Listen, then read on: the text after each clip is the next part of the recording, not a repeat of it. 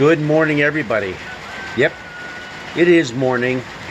You might think it's not, but it is. It's 6:30 in the morning. I'm stuck here in the barn because we are going through quite the downpour right now. Thunder, lightning, torrential rains. Yeah, I just spent the last half hour driving through it, so it's kind of nasty.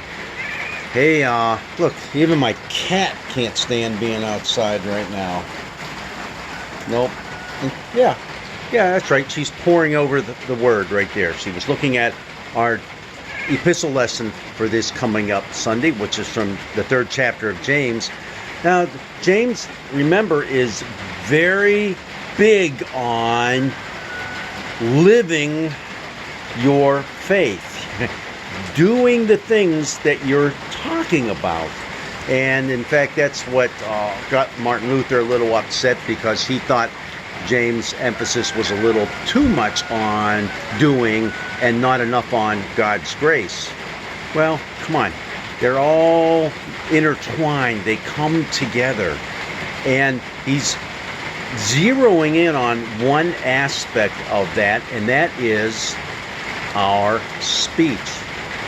And he talks a lot about this, the tongue, and how the tongue can get us into so much trouble.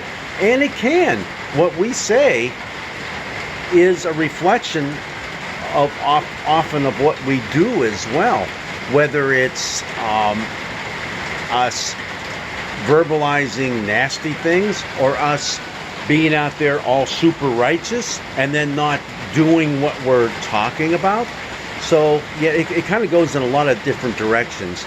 And I really do think that's what James is getting at. Evidently, he sees things happening within the Christian community that really bother him when it comes to our conduct and what we say, and maybe how we just are so huffy-puffy about being Christian, and then we go out and do things that are, wow, why are you doing that? If that's, I've heard people say that that's what it means to be a Christian. I want nothing to do with it. So it's interesting. Now, this can be quite a startling passage that we have. It's the first 12 verses of chapter 3.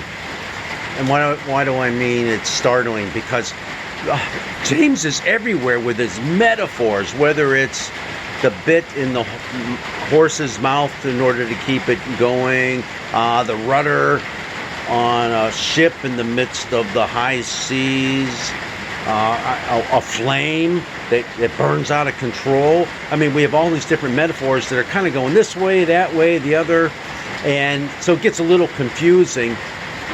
And I mean, he really is mixing his metaphors quite a bit here, but he's trying to get the point across that watch what you say. Watch your tongue.